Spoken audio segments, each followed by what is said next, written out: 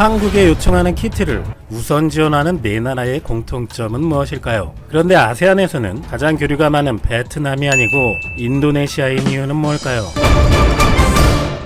세계 각국에서 한국산 진단키트 지원 요청이 쇄도하고 있는 상황에서 키트가 한국의 외교력을 강화시키는 데도 한몫하고 있는 것으로 보입니다. 그런데 키트에 대해서 한국 키트가 정확도가 어떻다, 문제가 있다 해서 지원 요청에 대해서까지 평가절하하고 있는 분위기도 일부 있지만 결론적으로는 최근 소식들만 봐도 키트는 자신있게 자부심을 가져도 될 것 같다는 생각입니다. 먼저 국가기술표준원과 식품의약품안전처는 29일 한국의 유전자증폭 검사기법이 최근 ISO 의료기기 기술위원회에서 국제표준안으로 승인됐다고 밝혔습니다. 산업통상부 바이오화학표준연구원은 우리의 진단 역량이 세계 각국의 관심을 받고 있는 것은 진단기술의 정확도와 신뢰도가 밑바탕이 됐기 때문이고 미국과 독일, 일본 등 주요국 전문가들이 참여하는 국제기구에서도 우리 기법을 다들 인정하는 분위기라고 전했습니다.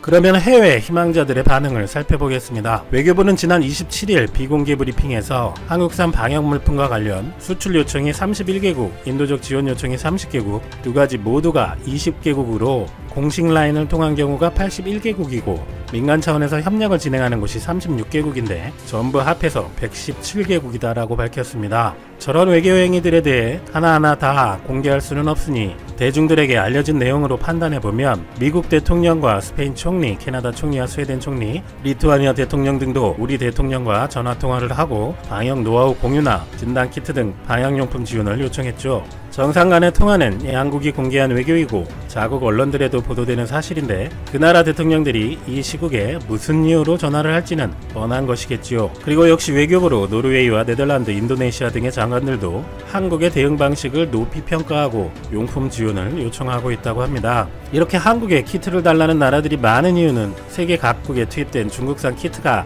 낮은 정확도로 인해 논란을 빚고 있는 것도 무관하지는 않을 것입니다. 29일 필리핀 보건부는 중국이 기증한 일부 키트가 정확도가 낮아 사용하지 않고 있다 하며 중국산 첫 진단키트들은 정확도가 40%에 불과하다고 밝혔습니다. 또한 스페인의 임상미생물학회도 중국에서 수입한 키트를 검사한 결과 그 정확도가 30%에도 못 미친다는 것을 발견했다고 합니다.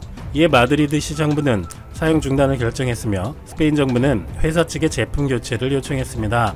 중국 대사관은 이에 해당 제품은 중국 보건당국의 승인을 받지 않은 제품이며 스페인에 보낸 의료용품에도 포함되지 않았다고 해명하고 있기는 하지만 중국이 이번 사태의 시작이라는 오명을 희석시키기 위해 세계 각국에 대한 지원을 하는 노력이 허망한 결과가 될 수 있을 것 같네요. 때문에 사태를 먼저 겪은 중국의 부정확한 키트도 우리 정부에게 이렇게 많은 키트 요청이 있는 한 가지 이유가 아니냐는 얘기도 있습니다. 어쨌든 요청이 많으니 정부는 해외 진출 지원 관계부처 TFT까지 만들어 지원 방안을 논의하고 있으며 해당 국가의 보건 수요, 경제적 실익, 한국의 대외 정책 등을 두루 고려해 상업적 수출 또는 원조 방식으로 외교적 협력을 진행할 방침이라고 합니다. 최우선 고려 대상은 당연히 한국의 유일한 동맹국가인 미국입니다. 아무리 최근 미국과 논란이나 사안별 문제가 있어도 한국을 가장 많이 도와줬던 나라이고 앞으로도 가장 협조해야 될 나라는 미국일 것은 이견이 없을 것입니다. 최근만 보아도 트럼프 대통령도 키트 등을 요청한 상태이고 한미동맹 차원에서 미국은 한국을 상대로 입국 금지 조처를 취하지 않았고 통화사업도 맺어 상응하는 조처가 필요한 것은 당연할 것입니다. 그리고 핵발전 협력을 포함해 여러 방면으로 다양한 협력이 이루어지는 아랍에미리트입니다. 아랍에미리트는 우리가 최악의 상황일 때도 우리를 전적으로 신뢰한다며 끝까지 입국 제한을 하지 않고 의리를 지켰고 또한 우리나라 방위산업의 주요 고객이기도 합니다. 그리고 루마니아는 이미 2차례 한국산 방호복과 진단키트를 나토 수송기를 통해 공수해갔습니다. 이 수송기는 이웃나라 헝가리에 요청한 나토 소속 군용기로 그만큼 루마니아의 현지 여력이나 상황이 다급하다는 의미일 것입니다. 한국 정부도 검사 장비 매입을 추선하고 군용기 착륙이 허가되지 않는 민간공항을 허가해주는 등 적극적인 지원을 아끼지 않았습니다. 이에 루마니아 한국대사관 페이스북에 게시물이 올라옵니다. 한국이여 도와줘서 감사하다. 한국이 보호장구와 검사 장비를 지원해준 것은 매우 소중하며 루마니아인들의 생명을 구할 것이며 모든 스포츠 경기에 한국을 응원하고 10개 이상의 한국인 저자의 책을 읽을 것을 약속한다. 이에 다른 루마니아인들도 태극기를 게시하는 등 감사 댓글도 이어져 가슴을 뭉클하게 했습니다. 형식적인 인사치레보다 스포츠 경기, 한국책 등 저런 말은 진심이 아니면 나기 어려운 문구 같은데 어떠신가요? 작년 동유럽의 단임부강 유람선 사건 때 헝가리 인접국인 루마니아가 자국 댐을 막고 적극적인 수색에 나서주고 시신 수습까지 도와준 것에 이어 양국 간의 참으로 훈훈한 외교 활동입니다. 일부러 의도하진 않았겠지만 우리와 관계가 높은 지역의 국가들로 나눠져 있네요. 아메리카, 유럽, 중동, 그리고 다음 나라는 아시아인데요. 아세안에 속해 있는 인도네시아입니다. 강경화 외교부 장관은 지난 28일 오후 레트노 인도네시아 외교부 장관의 요청으로 전화통화를 했는데, 레트노 장관은 진단키트 등 방역물품이 부족하다며 지원을 요청했고, 이에 강 장관은 여력이 닿는 대로 최대한 지원하겠다고 약속하며 언제든지 허심탄회하게 소통하면서 긴밀히 협력해 나가기로 했다고 전했습니다. 그런데 두 장관의 허심탄회한 소통이 알려진 것은 처음이 아닌데요. 얼마 전 3월 23일 레트노 장관이 트위터에 강경화 장관과 함께 찍은 사진을 올리며 강 장관과 문서를 교환하는 것으로 하루를 시작했다. 우리는 현재 위기를 대처하기 위한 협력 강화에 대해 논의했다는 글을 게시한 바 있습니다. 그러자 이 사진을 본 수많은 인도네시아 네티즌들은 칭찬의 댓글을 보냈습니다. 이 위기에 대처하기 위해서는 당신 같은 사람들이 필요합니다. 이는 자국의 장관이 최근 모범적인 대처로 급상승한 한국의 외교장관과 협업을 하고 있다는 사실이 인도네시아 국민들에게도 긍정적인 반응을 끌어내고 있는 현상이었을 것입니다. 이번 정부의 인도네시아 우선 지원 소식에도 역시 뜨거운 반응을 보이고 있습니다. 한국에 산다는 한 인도네시아인은 자신의 SNS에 한국 정부는 시민들을 보호하기 위해 현기증이 날 정도로 지원을 잘 활용하고 나 같은 외국인들에게도 도움이 된다며 감사의 글을 올렸고, 다른 게시물들도 많습니다. 한국은 다른 나라를 존중하는 품위 있는 나라이다. 이외에 K-팝이나 드라마 등을 더 시청해야겠다는 언급들을 하면서 인도네시아인들은 한국에 대한 우호의 반응을 보이고 있습니다. 그런데 약간 고개를 갸우뚱할 수 있는데요. 정부의 외교 정책의 또 다른 핵심이라 할 수 있는 신남방 정책의 아세안 국가 중 한국과 가장 교류가 많은 나라는 베트남으로 잘 알려져 있습니다. 최근 베트남은 자국도 키트를 생산하지만 한국에 키트와 기타 장비를 요청하는 것으로 전해지는데, 실제 지원이나 수출은 순차적으로 차차 되겠지만 현재 정부 관계자들은 아세안 중에서는 베트남이 아니라 인도네시아를 우선적으로 언급하고 있는 것입니다. 우선 2018년까지 한국과 베트남의 교역 규모는 680억 달러로 아세안 전체의 43%나 차지하는데, 이 정도면 핵심도 아니고 거의 절반 수준입니다. 또 2018년 한국의 직접 투자 금액은 32억 달러로 아세안 전체의 절반이 넘고, 베트남 입장에서도 해외 국가에서 투자한 금액이 한국이 다른 모든 나라를 제치고 1위입니다. 반면 인도네시아와의 교역은 베트남에 이어 두 번째이지만 교역 금액은 3분의 1, 투자액도 5분의 1도 안 되는 상황입니다. 정부나 외교부에서 어떤 나라를 공식적으로 또는 고위 관계자가 언급하는 것은 항상 어떤 이유도 있고 의도도 있을 것입니다. 그렇다면 왜 베트남보다 인도네시아였을까요?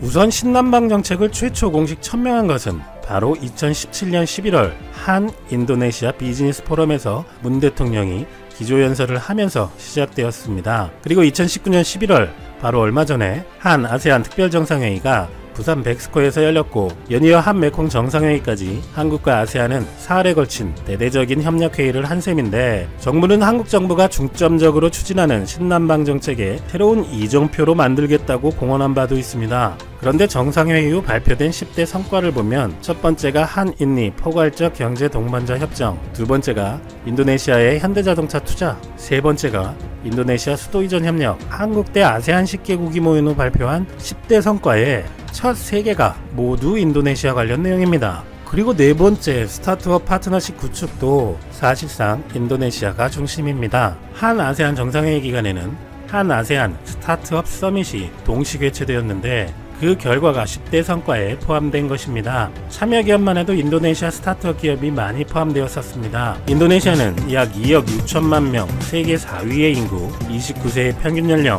세계 15위의 넓은 영토, 그리고 다양한 천연자원을 가진 나라입니다. 자국 산업의 보호에 민감했던 인도네시아는 스타트업에 대해서만은 외부 진입을 적극적으로 유도했고 규제를 과감하게 풀었습니다. 이미 2017년 44개 스타트업을 넥스티콘으로 선정하면서 국가적 차원의 스타트업 육성 전략을 세우고 있는 나라인 것이죠. 구글과 테마섹이 공동 발표한 보고서에 따르면 인도네시아 디지털 경제의 시장 가치는 2018년 기준 270억 달러로 이는 아세안 10개국 중 단연 최대 규모로 2025년에는 시장 가치가 3배 이상 증가한 1000억 달러까지 커질 것으로 예상됐습니다. 그리고 2019년 탑 10을 보면 이미 선진국인 싱가포르를 제외하면 인도네시아는 보지액, 토코페디아, 트래블로카, 북할팍 등 4개로 각 1개인 베트남, 필리핀에 비해 압도적 현황입니다. 때문에 한 아세안 정상회의의 4번째 성과인 스타트업 파트너십 구축 역시 인도네시아와의 비중이 가장 큰 것도 당연합니다. 이렇게 앞으로 한국의 교류와 투자의 방향에서 신남방 정책의 핵심은 14억 인구의 인도와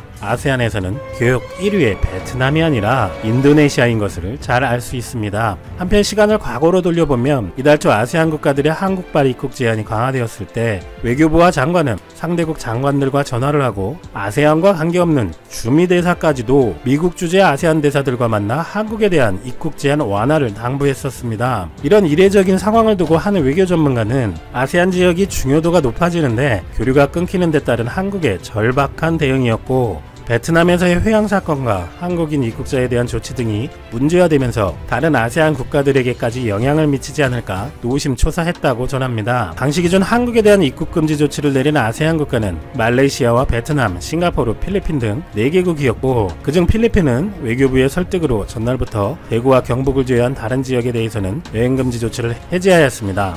그렇지만 인도네시아는 처음부터 대구 경북 지역을 제외하고 특별히 한국인에 대한 제한을 하지 않았었습니다. 한편 인도네시아와는 한국형 차세대 전투기 KF-X 사업을 함께하고 있는데 이에 대해 최근 논란도 있는 것은 사실입니다.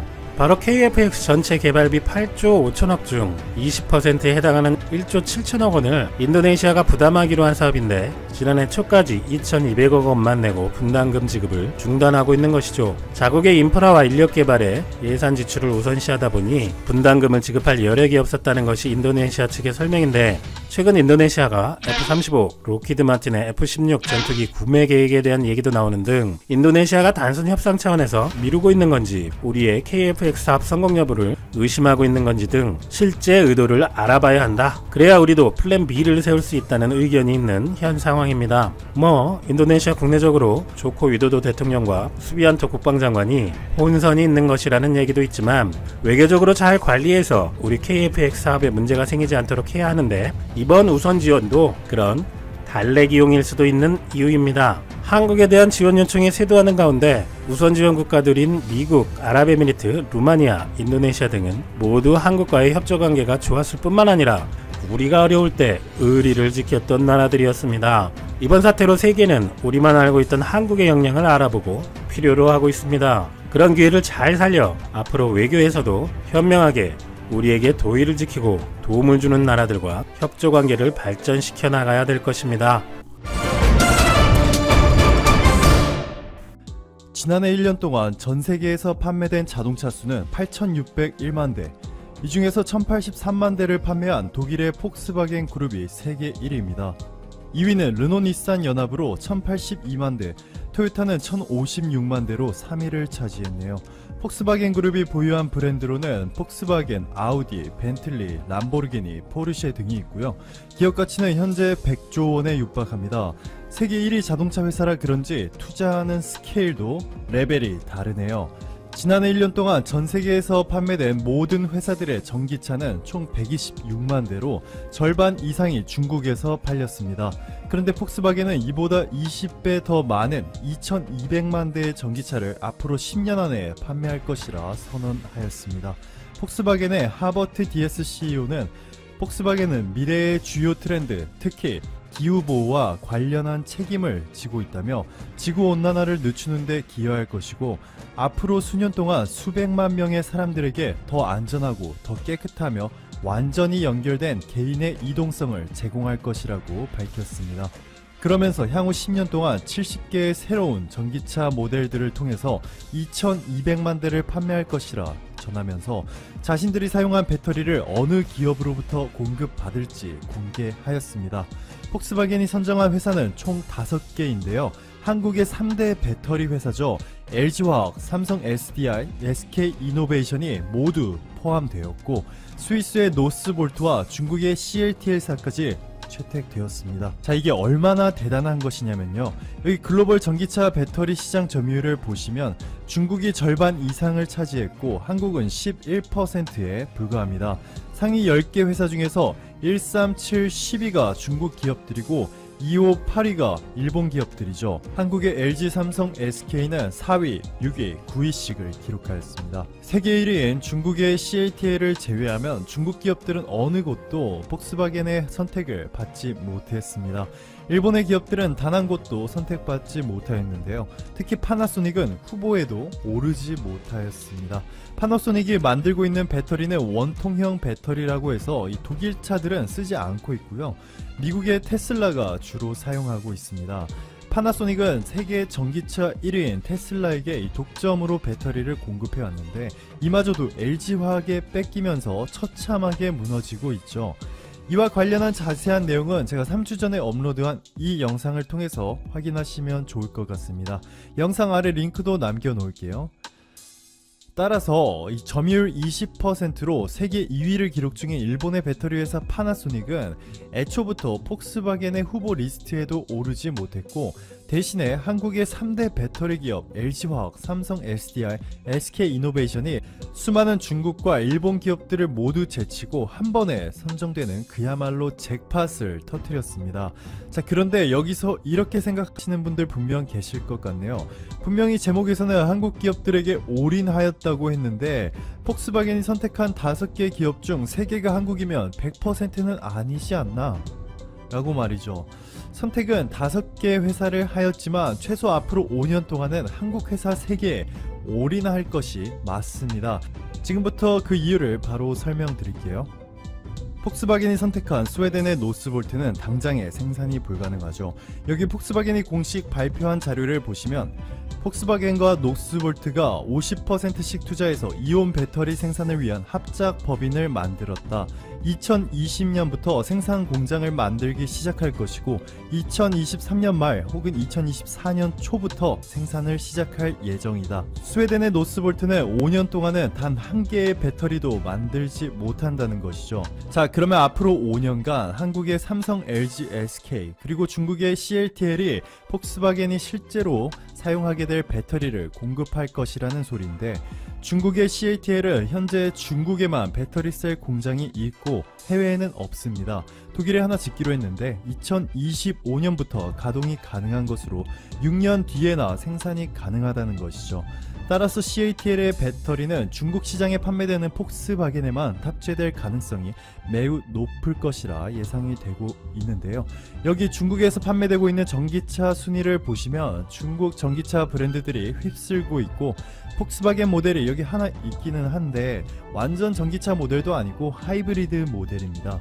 중국을 제외한 나머지 핵심 지역은 모두 한국 기업들이 맡게 될 것으로 전해졌습니다.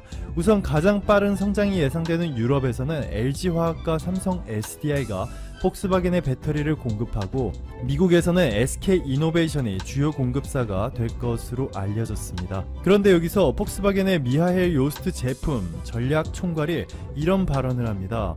우리가 5개 공급사를 선정한 것은 안정적인 배터리 수급 차원이고 앞으로 지역별 배터리 공급 라인이 아니라 안정적인 수급과 성능 위주로 배터리를 공급받게 될 것이다. 한국 배터리 기술은 전세계 탑입니다. 삼성 SDI의 경우 이미 수년 전부터 BMW의 전기차 모델인 i3에 주력으로 배터리를 공급하면서 기술력을 인정받았고요. LG화학 역시 최근 파나소닉의 독점을 깨고 테슬라의 핵심 모델인 테슬라 모델 3에 배터리를 공급하기로 하였습니다. 일본의 파나소닉은 낮은 원가로 대량 생산이 가능한 이 원통형 배터리에 올인하였습니다. 대부분의 자동차 회사들이 원통형보다는 생산 단가는 높지만 효율이 좋은 이 각형 배터리를 쓰고 있는데요.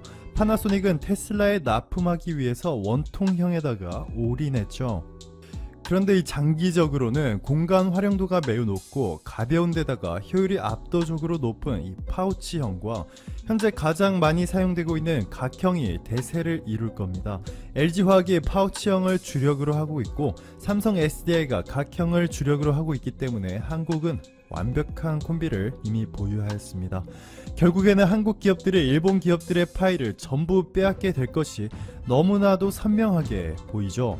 토요타가 같은 일본 기업 도와주겠다고 최근 파나소닉의 원통형 배터리를 쓸 것이라 발표하였는데 이것은 뭐 같이 죽겠다는 것이죠. 효율성, 공간 활용도, 무게 등 거의 모든 측면에서 우수한 각형을 쓰다가 한 단계 후퇴된 파나소닉의 원통형 배터리를 사용한다는 것은 도무지 좋게 해석할 수가 없을 것 같네요. 더군다나 영화 아이언맨의 실제 모델이기도 한 테슬라 CEO 앨런 머스크는 올해 4월 자신의 트윗을 통해 파나소닉의 생산 속도는 느리다면서 다른 업체로부터 배터리를 대신 공급받는 것 이외에는 선택의 여지가 없다고 공개적으로 비판하였습니다. 또한 테슬라는 파나소닉의 생산 속도를 현재 1.5배 수준으로 끌어올리지 못한다면 더 이상 추가로 투자하지 않겠다고 전했죠. 테슬라 덕분에 클 수 있었던 파나소닉에게 절체절명의 위기가 찾아온 것입니다. 반면에 한국 배터리 기업들은 정말 탄탄한 성장을 보여주고 있습니다.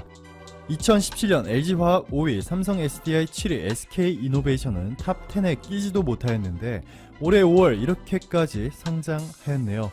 LG화학과 삼성 SDI가 한 단계씩 상승하였고 SK이노베이션도 9위로 진입하였죠.